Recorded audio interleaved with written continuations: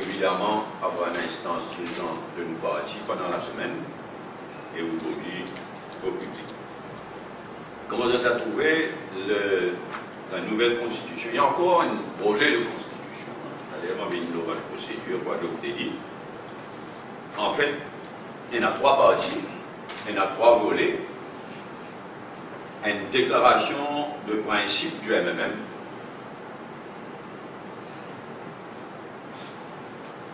qui en fait est une réactualisation de nos programmes du MMM. Deuxièmement, un code de conduite pour les militants et militantes. Et troisièmement, un statut du MMM, le fonctionnement interne du MMM, un statut et règlement intérieur du MMM. Donc les trois choses bien distinctes. La première partie, donc, c'est une déclaration de principe du MMM, comme on peut dire, c'est une réactualisation de nos programmes. Je permets-moi de dire que c'est un très beau texte. Je vais lire, c'est un très très beau texte. Qui, le Task Force bien discuté et bien drafté, c'est un très beau texte. En passant, il y a une des fautes de frappe. Nous travaillons sous pression, il y a une des fautes de frappe qui devrait excuse-nous. Donc, en ce qui concerne sa première partie-là, la déclaration de principe du MMM, nous trouvons un très très beau texte. Néanmoins, maintenant, on va discuter dans toute nouvelle instance, de vous discuter en profondeur de ce nouveau programme du MMM réactualisé après des années, beaucoup d'années. Deuxièmement, le code de conduite de nouvelles militantes et militants, mon pas encore pour une grande polémique. Mon pas encore pour une grande discussion là. Nous trouvons bien straightforward. Par contre, le troisième volet, la troisième partie de une nouvelle constitution, une constitution pour le XXIe siècle, le statut et règlement intérieur du MMM, c'est un texte très idéaliste, très compliqué. Et certainement, on prévoit qu'il faut discuter pendant des semaines et peut-être même des mois. Parce que, comme on dit, il est très idéaliste et il est très compliqué pour mettre en pratique et pour gérer encore plus.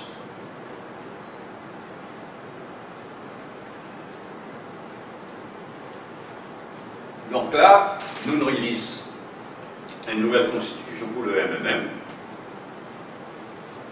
Le 1er mai, nous passons toute la journée entière, comme l'année dernière d'ailleurs, même l'équipe Timon, même participants,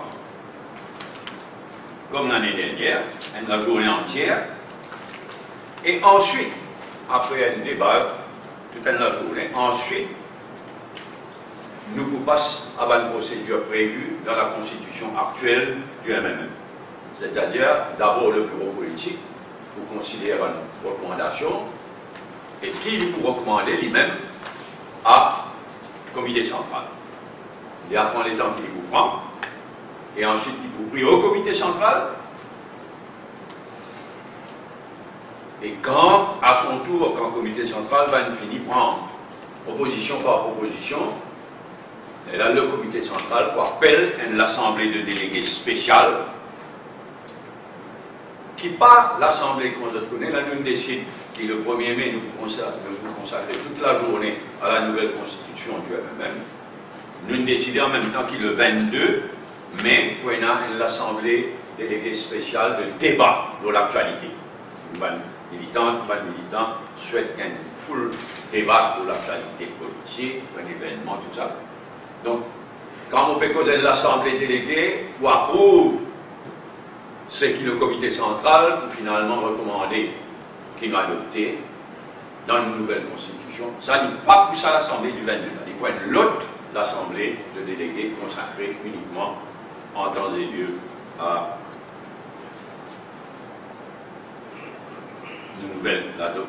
adopter une nouvelle constitution pour le 21e siècle. Deuxième commentaire, l'actualité politique et surtout le coup de théâtre d'Annie Roux-Jagnac au Parlement hier dans le commissaire de police. Alors, laissez-moi rappeler qui sous Navin Ramboulam dans le passé et maintenant, peut-être encore plus, sur Annie Roux-Jagnac, la police et surtout CCID prend l'ordre avec le gouvernement et arrête du monde à la légère et arbitrairement. Et c'est comme ça, souvent, il peut continuer comme ça, peut-être plus même.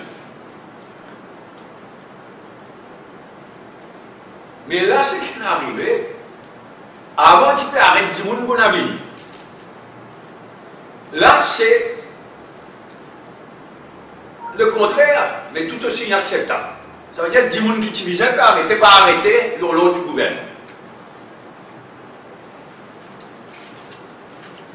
Tout aussi inacceptable. Je me rappelle, je tenais beaucoup d'avocats parmi nous, je me rappelle que quand la police arrête quelqu'un, le Privy Council, la Constitution dit, à part le droit à la vie, le droit à la liberté, la liberté la plus fondamentale. Donc, Privy Council, nous la Constitution, toujours dit, faire attention à avoir avec raison. Et les deux raisons principales, quand il y a une arrestation, les deux raisons principales, c'est que premièrement, la police n'arrive pas à une prima facie case and a reasonable ground.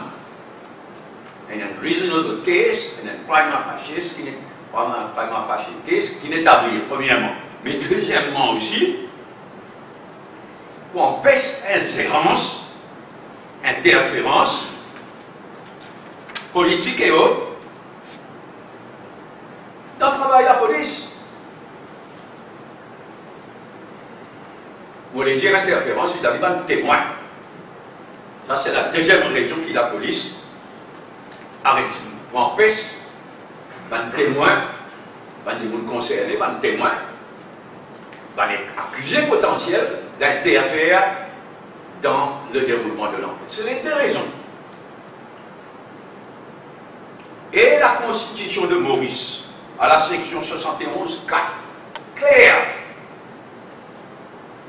qui le Premier ministre a donné une directive en général au commissaire de police, une policy directives, mais le travail de la police au jour le jour, le travail, la Constitution claire, le travail commissaire de police au jour le jour, les peines à droit prend l'ordre en personne. Il spelled out dans la Constitution, à la section 71, sous section 4. Mais qui n'arrive ces derniers temps? Qui est révoltant, qui est inacceptable. Le 29 mars, l'ICAC demande au commissaire de police faire le nécessaire pour arrêter Daya. Le commissaire de police dit non. Et il refuse la demande de l'ICAC. Il dit à l'ICAC qu'elle finit cette enquête, après revenir. Et l'ICAC pas revenir, l'ICAC disparaît, c'est-à-dire qu'on connaît qui fait à cause d'inférence à niveau de Jacques. Mais déjà là, il est extraordinaire ça. L'ICAC, il besoin de prendre un conseil légal, il demande donc au commissaire de police faire les nécessaires pour arrêter derrière. Le commissaire de police répond. Il dit allez, faites des enquêtes, quand je dis fini, je préviens. Alors, on connaît l'ICAC folle. Pas revenir du tout, et allez à un moment donné, on va comprendre qui fait. C'est-à-dire l'attitude de ce niveau de Jacques qu'on parle. Dans le cas de Justus Lutschmenheim, il a la liberté de faire attendre l'ICAC. L'ICAC dit à l'Union, nous pour répondre en de warning. Quand il paraît, quand son avocat paraît, bouffon l'ICAC.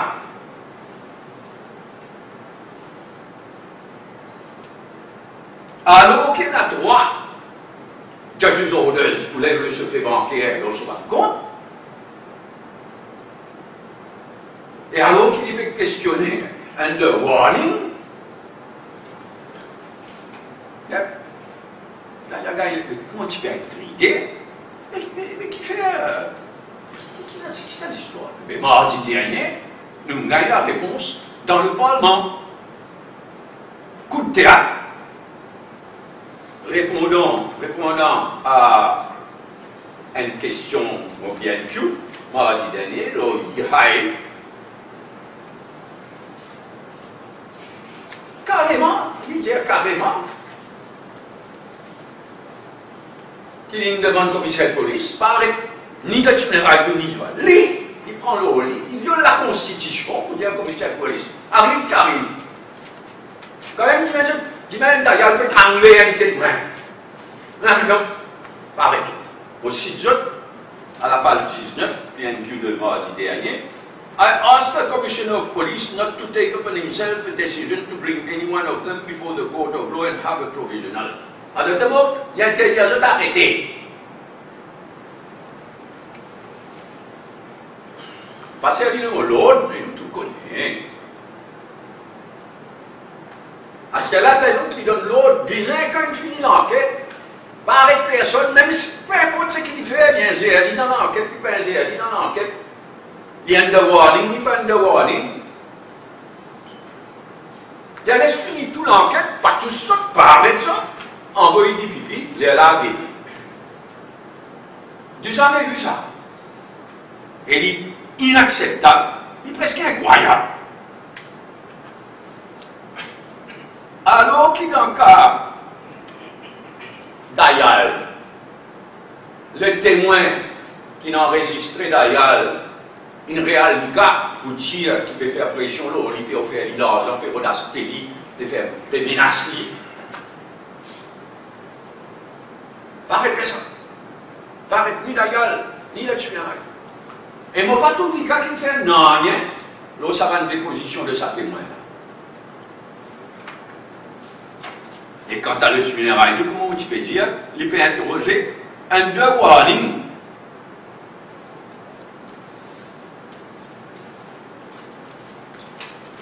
Et quand il décidait, tout un malade quand ça avance vite. Mais tout ça, c'est du jamais vu.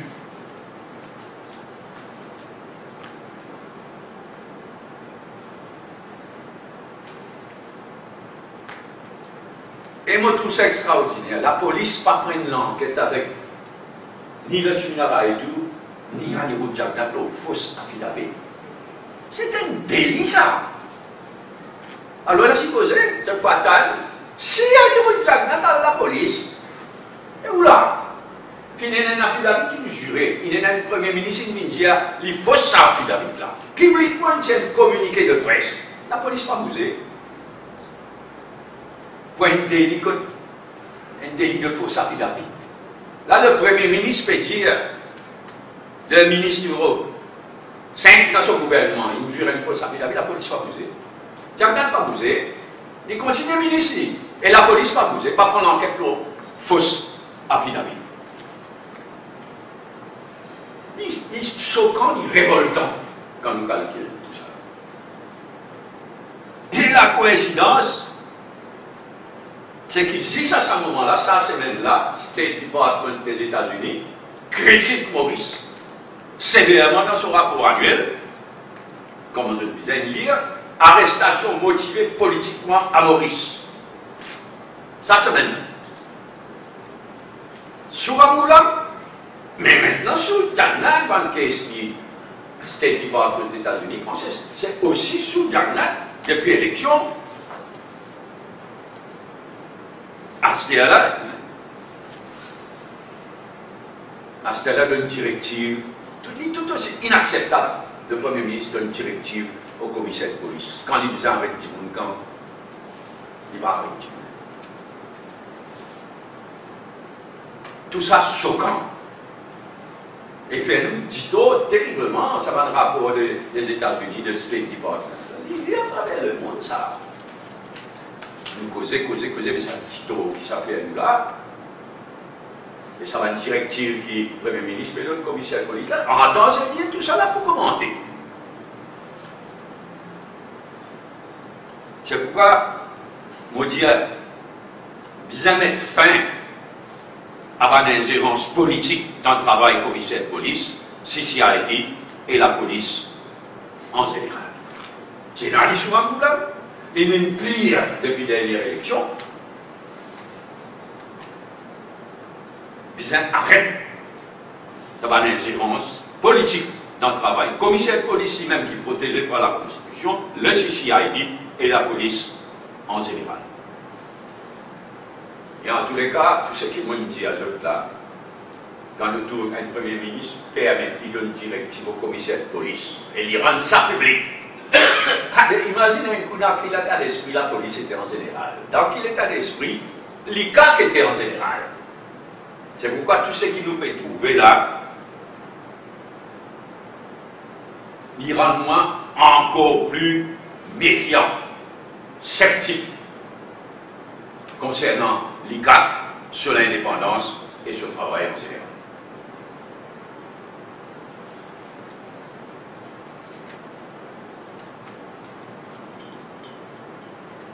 Troisième remarque dans le pot.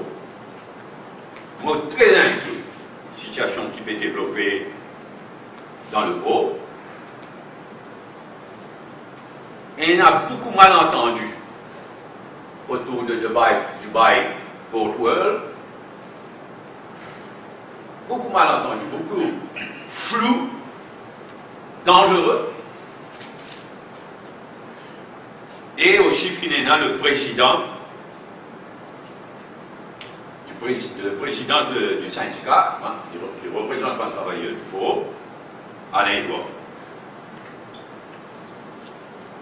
Nous sommes très inquiets, et c'est pourquoi on dit qu'il est souhaitable et urgent que Xavier Duval engage un dialogue avec le syndicat et qui lui donne tous les détails concernant la proposition de Dubai Port World pour la Cargo Handling Corporation et le port en général.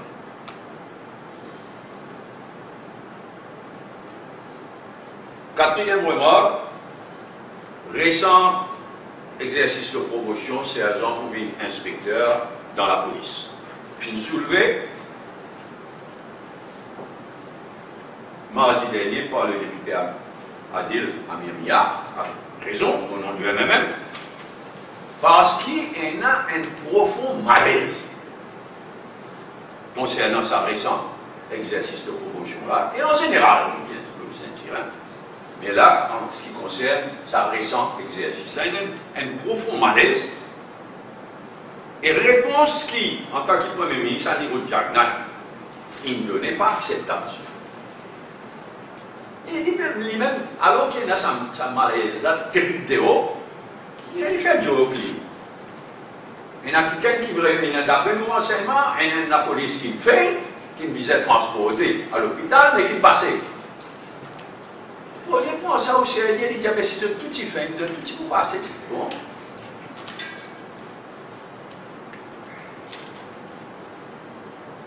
Et moi, mon renseignement, c'est que depuis ça va l'événement-là, il y a l'enquête.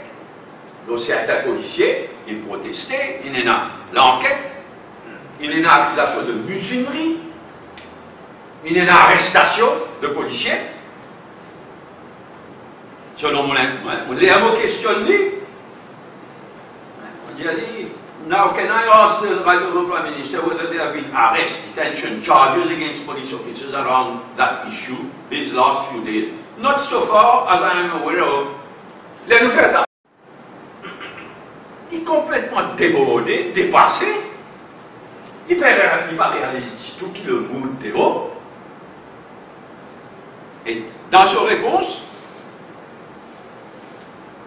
c'est quelque chose qu'il vient dire.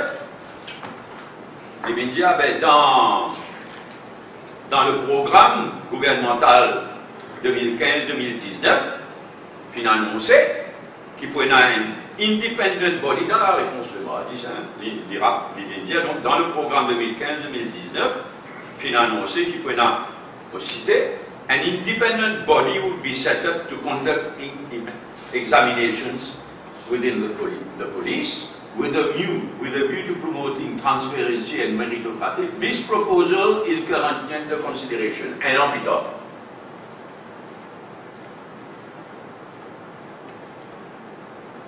Donc il n'est vraiment pas sérieux, alors qu'il y a une frustration, un malaise profond dans la police.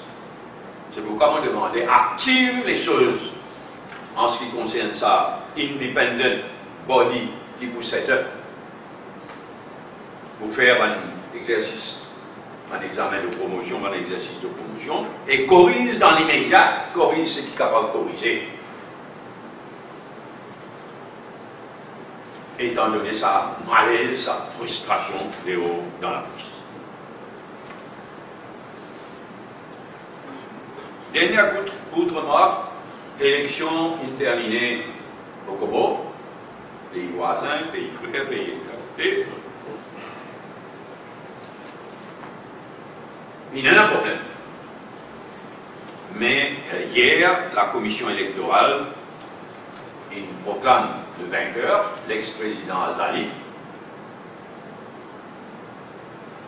Seulement, il y a une contestation. Il proclame le vainqueur, mais déjà il y a une protestation. Le candidat qui contre lui est protesté parce qu'il n'y a qu'à fouillage à Anjouan, deuxième île de l'archipel. Plus grande île, c'est la Grande Comore, après Anjouan, après Noémie. Donc il n'y a qu'à fouillage. Et la commission électorale dit qu'il y a 6600 personnes qui ne sont pas capables d'exprimer le vote. Seulement 6600, d'après la commission électorale, les 204 113 personnes qui ont voté. Alors 204 113 personnes qui ont voté, avec un taux de participation de 68%. Seulement, il proclame l'ex-président Azali vainqueur, président, mais seulement il sujette à appel qui l'autre candidat, l'autre candidat capable de faire au Conseil constitutionnel. Et très certainement qu'on a l'appel parce qu'il y a 2144 voix différentes. 2144 voix différentes entre l'ex-président Azali qui est déclaré vainqueur et celui qui perdit les élections.